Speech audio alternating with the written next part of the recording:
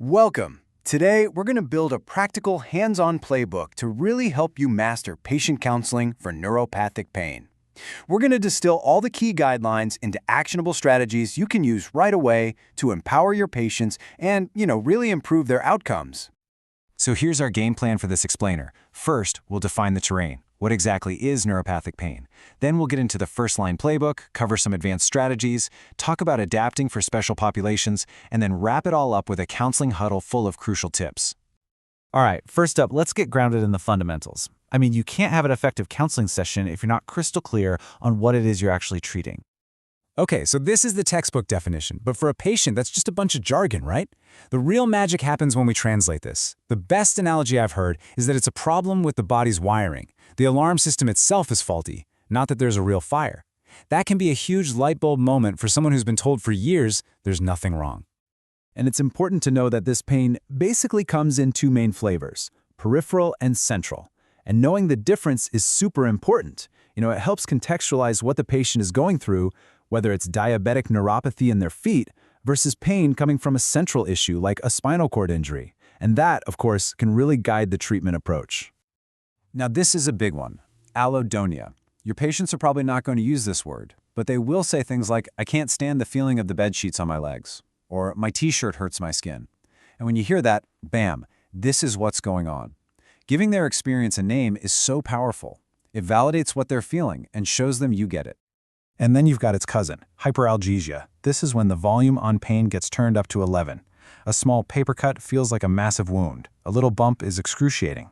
Just like with allodynia, putting a label on it isn't about being academic. It's about telling the patient what you're feeling is real, it has a name, and we can work on it. That's how you build trust. Okay, so we've surveyed the field. Now let's get into the plays. We're moving on to our starting lineup, the go-to first-line agents that the major clinical guidelines recommend. For chronic, peripheral neuropathic pain, the guidelines are pretty clear. Our big three, our heavy hitters, are the tricyclic antidepressants, the gabapentinoids, and the SNRIs. This is pretty much ground zero for treatment. So, when you're looking at the antidepressants, you've got this classic trade-off. TCAs, they can work really well, but man, those side effects can be a bear. On the other hand, you have SNRIs, which are way easier for most people to tolerate, but you might not get quite the same punch. This is the perfect moment for a shared decision-making conversation. What's more important to you right now? Now for the gabapentinoids, there are a few absolute non-negotiable counseling points. First and foremost, and this is a huge red flag, combining them with opioids can lead to respiratory depression. You have to hammer this point home. Then practically speaking, pregabalin's twice-daily dosing can be a game-changer for adherence. And of course, always check those kidneys. If their creatinine clearance is below 60, you've got to adjust. No exceptions. All right, so what happens when those first-line plays just aren't cutting it? Now we're getting into our advanced strategies, second and third line options. And yes, that means we need to have a very, very careful talk about opioids. And yeah, this quote really says it all. You can't even begin to talk about opioids for this kind of pain without that massive shadow of the opioid crisis looming over the conversation. It changes everything. It means our number 1, 2, and 3 priorities have to be caution, patient safety, and rigorous monitoring. So if opioids are even on the table, it's not just a prescription, it's a whole safety protocol. You have to screen for risk, you've got to keep the dose under that 90 MED ceiling. Ideally, one prescriber, one pharmacy. But honestly, the most critical point on this entire slide is managing expectations. The goal is not zero pain. The goal is to make the pain tolerable so life becomes more functional. That conversation right there can prevent a world of trouble. Okay, let's switch gears. We've got our general playbook, but we all know one size doesn't fit all. We absolutely have to talk about adapting our counsel for some particularly vulnerable patients. When it comes to our frail, elderly patients, the mantra is, and always will be, start low, go slow. You just have to. You're watching out for that anticholinergic pileup from multiple meds, which can be so dangerous. And here's a key pearl. Those TCAs we talked about as first line, often a terrible idea here. The risk of falls, delirium, it's just too high. It's a classic case of a go-to drug becoming a no-go.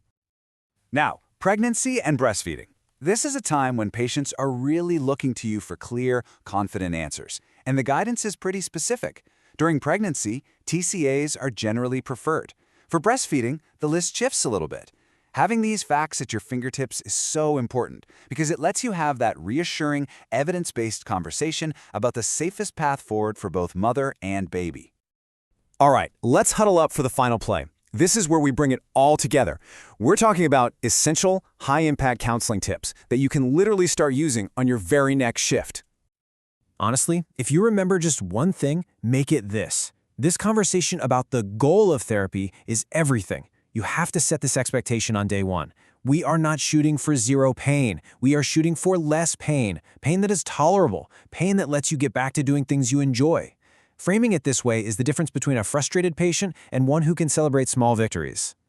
This is where you go from being a dispenser to a true counselor. Be proactive, not reactive. Don't wait for them to complain about a dry mouth from the TCAs. Suggest artificial saliva from the jump. Don't wait for them to get constipated from opioids. Recommend a bowel regimen from the get-go. It shows you're thinking about them as a whole person. And of course, that last one is basic but vital. Never ever break or crush those controlled-release pills. Sooner or later, pretty much every one of these patients is going to ask you this question, maybe in a whisper, do I have to take this forever? And you can just feel the hope behind that question, can you? They're really asking, is this a life sentence? How you answer this is so important.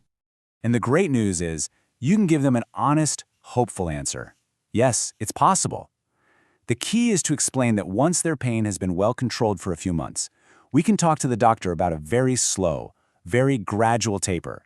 Sometimes, this kind of pain just resolves on its own.